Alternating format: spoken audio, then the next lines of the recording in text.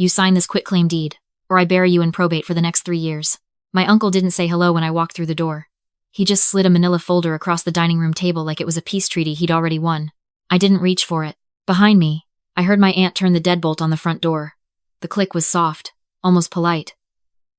But I had been an estate attorney for 7 years. I knew what locked doors meant in rooms where money was being divided. Where's the rest of the family? I asked. They're here, my uncle said. And they all agree with me, every single one of them.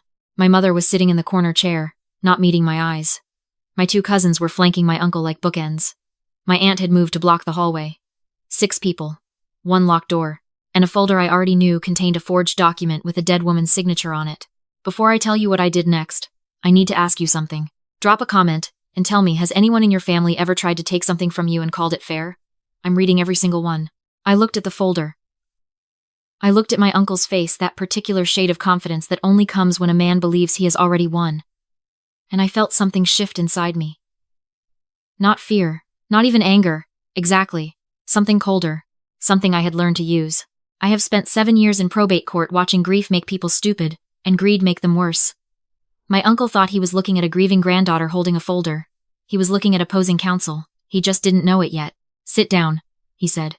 Let's talk about this like adults. I sat down. I set my bag on the floor slowly.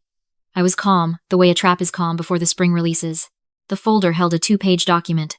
I opened it and read every line the way I always read, contracts not for what they said, but for what they were designed to obscure. It was a quitclaim deed, transferring my grandmother's house, her savings account, and the contents of her safe deposit box to an LLC registered under my uncle's name. Everything she had spent 63 years building. In 2 pages. You're asking me to sign away my grandmother's entire estate, I said. I'm asking you to do the right thing by this family, he said. Your grandmother wasn't in her right mind the last 2 years. Everyone in this room knows it. The will she left you was written under duress. You were there every weekend, pulling her away from the rest of us, feeding her ideas. The court is going to see exactly what you did. The word influencing floated into the room and stayed there. I looked at my mother. She was examining a spot on the tablecloth. There's also this, my uncle said. He pulled a second document from the folder. 4 pages. Notarized. Signed in something that looked like my grandmother's handwriting. An updated will, written 8 months before she passed. This one reflects her actual wishes. I picked it up and turned to page 3. My grandmother's name. Dated last October. She had passed in November. I have every document my grandmother ever signed going back 15 years. After her mini-stroke 4 years ago, her handwriting developed a small tremor that affected the loop on her capital Z. The tail curved left, slightly, in a way she could never fully control. It was as reliable as a fingerprint. The Z on this signature curved right. I set the document down. What if I don't sign? I asked. My uncle leaned back in his chair. He had rehearsed this. He was enjoying it. Then I filed a probate contest tomorrow morning. I have 6 signed affidavits, he gestured at the people arranged around the room, all stating that you isolated your grandmother, kept family away, manipulated a vulnerable elderly woman into rewriting her will. That's undue influence, Nora. It's grounds for disbarment. You'll lose your bar license before the case even reaches a hearing date. The room was completely quiet. I looked at my aunt, who was watching me with something between triumph and pity. I looked at my younger cousin, who was staring at the floor. I looked at my older cousin, my uncle's eldest, who had spent the last 4 years running a landscaping business into the ground and was currently somewhere north of $180,000 in debt to 3 private creditors. And he was staring at the folder, the way a drowning man stares at a rope. And there it was. This was not about justice for my grandmother. This was not about family harmony or contested intentions or any of the language my uncle had wrapped around it. My grandmother's estate, the house, the savings, everything was worth just over $400,000. Enough to clear my cousin's debts entirely and leave a generous margin for my uncle to call himself a hero. They were not here to honor my grandmother. They were here to liquidate her. I thought about her hands. She had the kind of hands that hold memory flour on the knuckles, a burn scar on her left thumb from a cast iron skillet she'd had since before my mother was born. When I was 7, she taught me to read a contract by reading the lease on her apartment out loud at the kitchen table, line by line, and asking me what each sentence meant. Never sign anything you haven't read twice, she told me. And never trust a room where someone else controls the door. I exhaled through my nose. Slow. Even. I understand your concern about the estate, I said. My uncle blinked. He had expected tears. He had expected a threat, or a breakdown, or at minimum the particular frozen silence of someone who has just been outmaneuvered.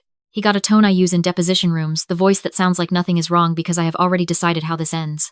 But you're right that probate court is complicated, I continued. If we litigate the contest, the process runs 18 months minimum. Legal fees alone would consume $30,000 to $40,000 from the estate before either party sees a cent. The house could sit unsellable in legal limbo for 2 years. I paused. I don't think that outcome serves anyone. My uncle's shoulders dropped a quarter inch. The particular relaxation of a man who believes he has found the pressure point. So you'll sign, he said. I think there's a smarter way to structure this, I said. I reached into my bag. I set my own folder on the table. What is this? My aunt asked. A resolution framework. A structured administrative settlement instrument. Rather than a quitclaim deed, which as currently drafted would trigger a mandatory assessor's review and flag the property transfer for gift tax evaluation, we establish a tiered asset transfer through a private, administrative trust. It moves the property out of the probate docket entirely. Significantly faster, significantly cleaner. My uncle picked up the document. He was frowning, which meant he was interested. A man who has already won doesn't frown. Why would a trust be faster? He asked. And underneath the question, I could hear it the careful suspicion of someone who senses a trap but cannot locate where the teeth are. Because we record it as a corporate succession rather than an inheritance. That bypasses the standard 6-month creditor notification window, which I looked at my older cousin and held eye contact. For exactly 1 beat can be relevant when there are outstanding debts that might otherwise generate claims against the estate before distribution. My cousin looked at the table. I watched my uncle's expression shift as the math moved through him. Speed. His son's creditors. A process that sounded cleaner than 18 months of public court filings. The particular arithmetic of a man who is greedy and tired of waiting. How long does the trust take to establish? He asked. With a same-day remote notary, the entity is live, and the deed transfer is recorded by end of business today. The property moves out of the estate before the probate window opens. Clean, private, and fast. I let a half-second of silence land.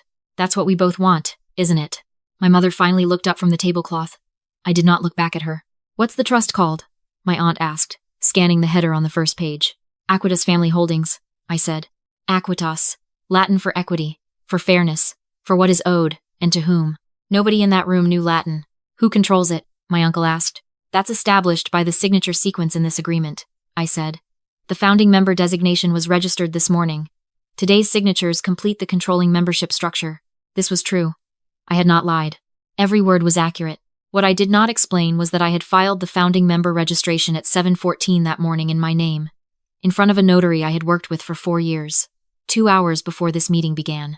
The controlling membership structure had been complete since breakfast. Today's signatures were not establishing anything. They were attesting to something.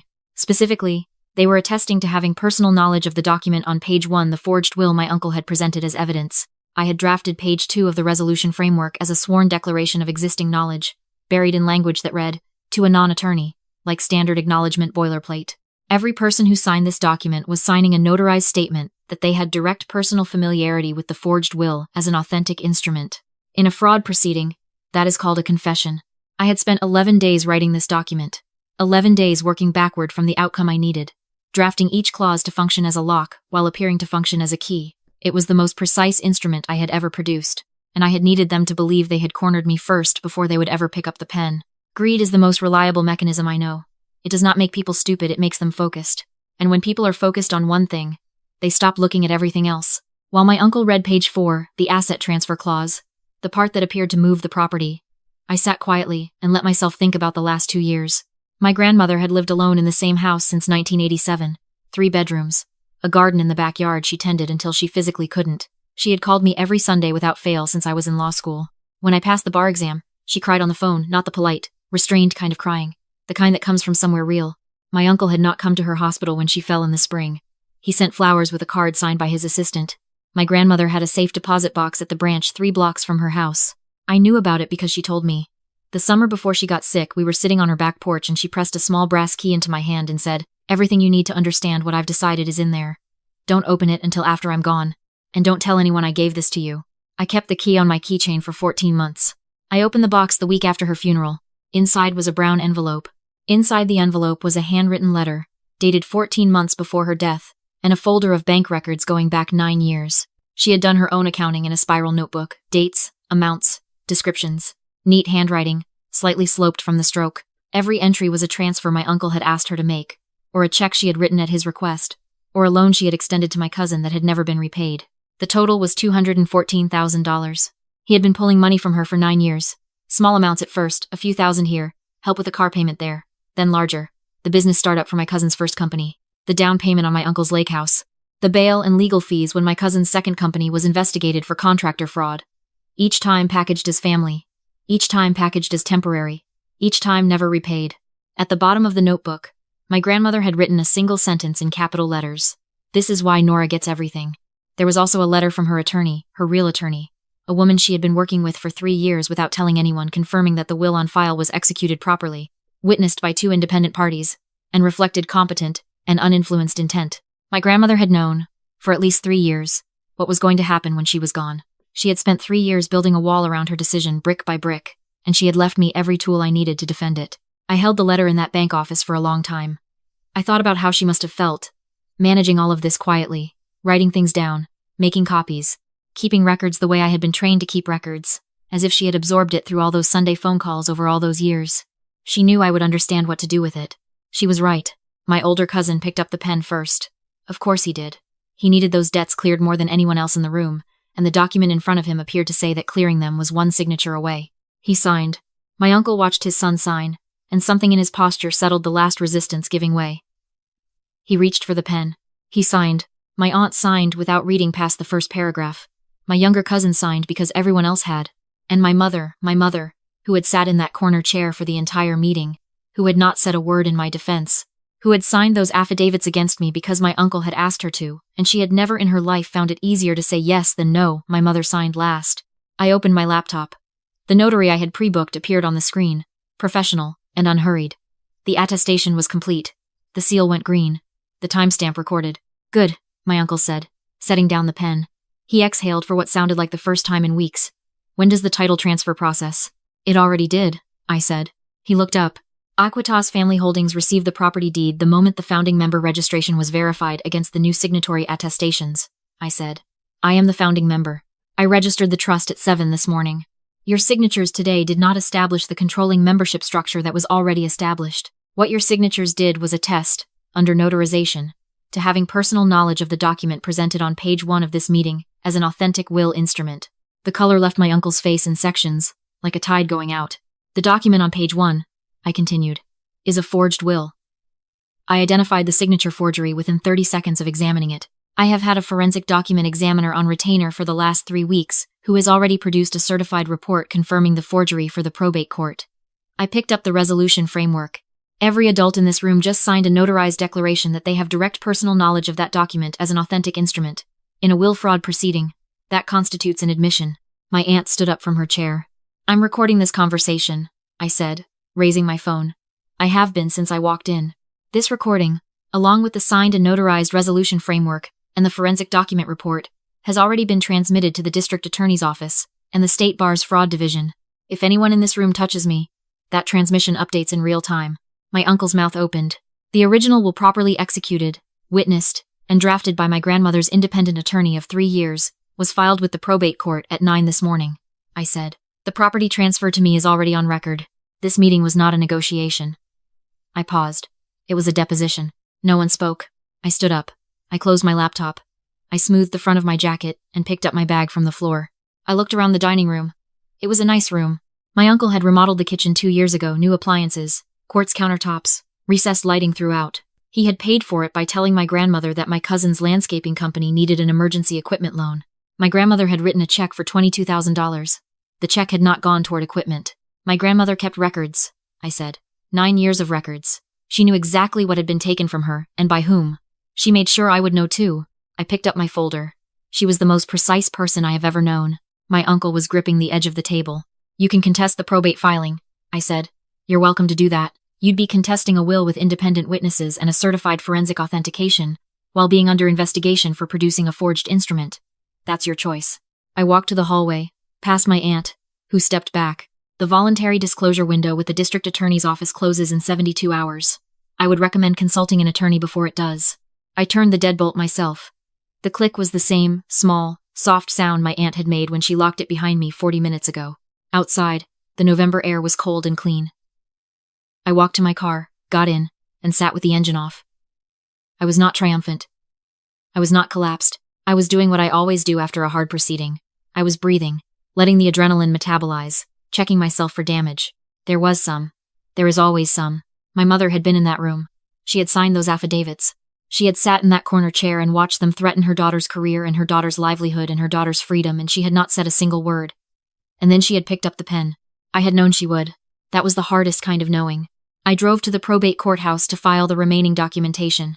My grandmother's attorney met me in the lobby with coffee and a folder of exhibits. We had been preparing this together for 3 weeks, since the day I first brought her the safe deposit box materials and spread the notebook across her conference table. She was thorough, her attorney said, looking at the records. She really wanted to make sure you had everything you needed.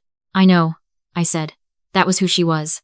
The probate filing was accepted without complication. The will was authenticated by the court within 2 weeks. My uncle retained a defense attorney, a decent one, but the notarized resolution framework was what the DA's office called a clean admission, and the forensic report on the forged will was unambiguous. My uncle and my older cousin both received formal criminal referrals for will fraud within 30 days of the meeting. My aunt, who had signed in ignorance and cooperated with investigators afterward, was offered a deferred agreement. My younger cousin was not charged. My mother called me 6 weeks later. I let it ring. Then I let it ring again. On the third call, I picked up. She did not apologize, not fully, not in the way that caused something real. She said she had been in a difficult position. She said she hoped I could understand. I said I understood perfectly. I didn't hang up angry. I hung up knowing that some doors, once you close them, aren't worth reopening. Not because you're cruel. Because you finally understand the difference between a relationship and a habit. My grandmother's house sold in the spring. The sale cleared comfortably, and after legal fees and the outstanding family loans my grandmother had documented, all of which were now properly on record, the remaining amount was substantial. Enough to do what I had wanted to do for 3 years. I filed the paperwork to open my own firm in April. Estate and probate law, with a specific focus on elder financial abuse cases. I have seen, in 7 years, what happens to vulnerable people when the people closest to them decide that affection is a leverage point. I have seen the paperwork those situations generate. I know what the documents look like when they are real, and what they look like when they are not. I named the firm after my grandmother's middle name, Elaine. She never liked her first name. She always went by her middle, and she said anyone who used the other one didn't really know her. I know her. On the wall above my desk, I keep one thing from her house. The cast iron skillet with the burn scar on the handle. Not because it's useful, it's too old to cook with safely, but because it was hers, and because she made things with it, and because when I am in a hard meeting with a difficult opposing party and I need to remember what steadiness feels like, I look at it. She left me everything she had. She also left me every tool I needed to keep it. The bridge is burned. I made sure of it. I burned it so completely that there is not enough left to carry anyone across. If you have ever had to choose between keeping the peace and keeping yourself, you already know what I mean. You are not alone. And you are not wrong.